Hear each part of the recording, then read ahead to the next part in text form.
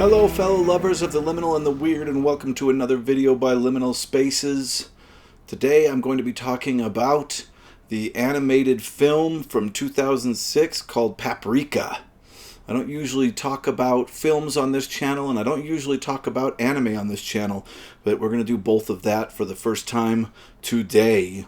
What led me to this particular anime is a recommendation from many viewers, because on this channel we have been discussing a very specific trope in science fiction, and that is the trope of the dream machine, where some form of machine is created that allows therapists to go into dreams and shape them or read them or use them for therapeutic purposes. And you'd be surprised at how many books and movies we've found about this trope. Paprika is not the first. But I will say that Paprika fits perfectly into this trope. So I think we're almost up to a top 10 of science fiction novels or TV shows or animes that fit this theme. So I'm glad to have another one. And to all of you that recommended Paprika, the animation, to me, I am very happy you did. Thank you so much. I read the book Paprika while I was on vacation, just because I felt for this channel that it would make more sense for me to read the novel than to do the anime. But in the end, I'm going to fall, I think, to the side of the anime, and we'll talk about that a little bit more further on in this video. But this video specifically will be looking at things that the anime did differently than the book. Right away, I'm going to say that I feel like the anime did not cover as many incredible concepts as the book. This book really looks at Japan in 1993, particularly men that were adults in Japan in 1993, and kind of how they were affected, I think, by the technology that they grew up with. This was, of course, used as the dream machine was used as a metaphor for the technology they grew up with, which I think is the internet. And I do think some of this echoes over, but a lot of the opposites that he dealt with in the book, they're only able to deal with a few in the anime because, of course, of time limits. But that really, in my opinion, is the only thing that this book has over the anime. And in the long run, if I were to suggest that you choose either the book or the anime, I honestly would say the anime. I have a shirt that says the book was better that I should have worn for this, because in this particular case, I don't think the book was better. I think that the animators looked at this book, which has so much interesting stuff in it, and I enjoyed reading it, particularly the latter half of it. But the anime, I feel like, took all of my problems with this book and erased them. And I'll go over this kind of piece by piece. The anime opens at the halfway point in the book. So if you really love this story, all the stuff that comes before the invention of the DC Mini, that's half the book. The first half of the book is all before the invention of the DC Mini. The anime basically starts right when the book gets good, which in my opinion is the halfway point. And the anime follows the latter half of events, which are the kind of weirdest part of the book.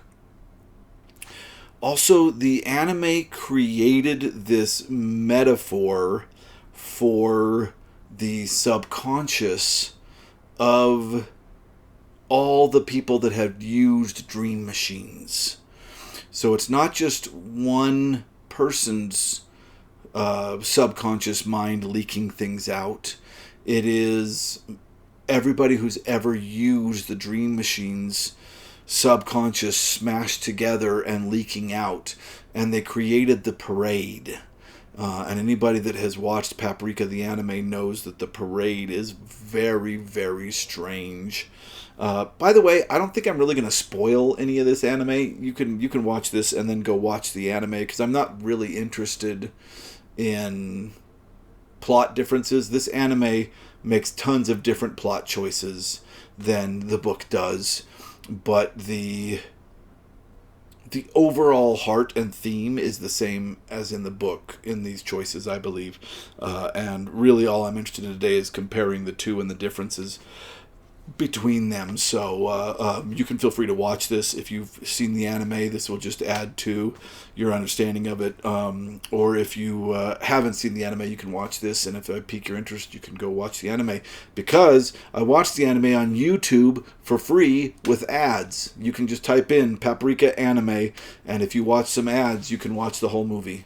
And it's good quality. It looks great. I hope to someday get a copy of it on Blu-ray. I really did enjoy this film. So they created the parade, which is this group of insanity walking to a place, and everybody's wondering where it's going.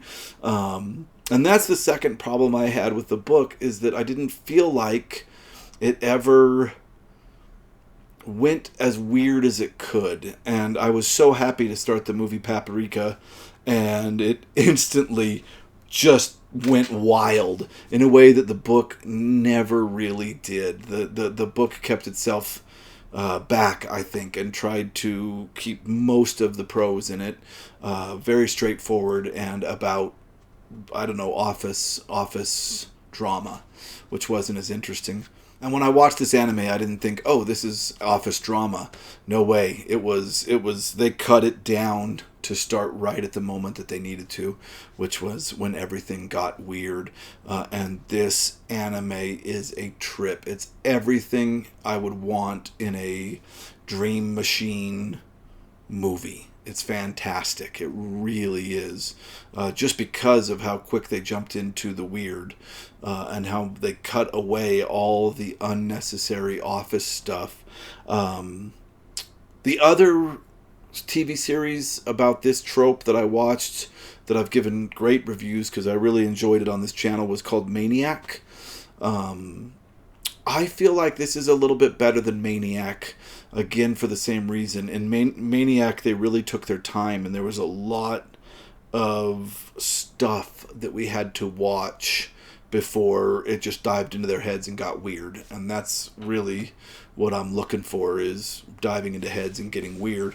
And I just think this anime was brilliant to do that. And I was watching it with a buddy of mine who hadn't read the book at all, and I didn't tell him anything about it, and I could just see what is going on here look on his face when that movie started up, and he had a riot, and so did I.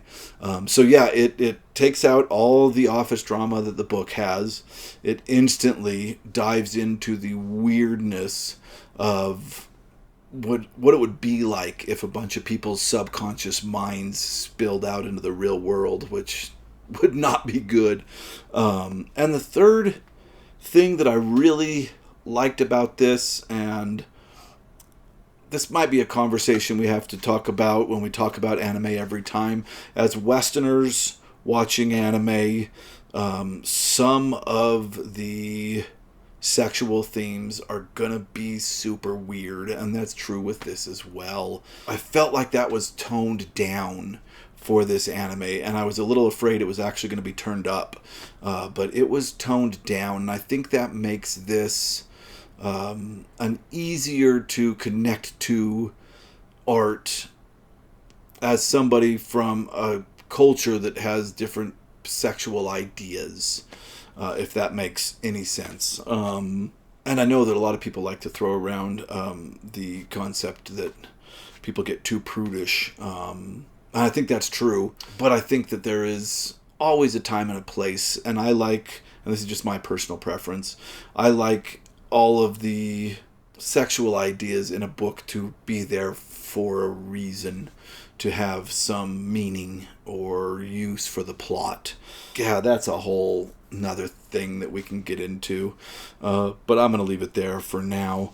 Yeah, I felt that the anime was easier to comprehend because it focused more on Paprika as Dream Warrior and more on how insane it would be if people's subconsciouses started spilling out in the real world, and less on using Paprika as a caricature for what particular men of Tsutsui, who wrote this novel, of his generation in Japan, wanted their women to be. That statement, I felt like, probably would for some people, particularly Japanese people of that time, would probably really be an amazing concept. But for me, that didn't hit as hard, of course, because I'm not from there.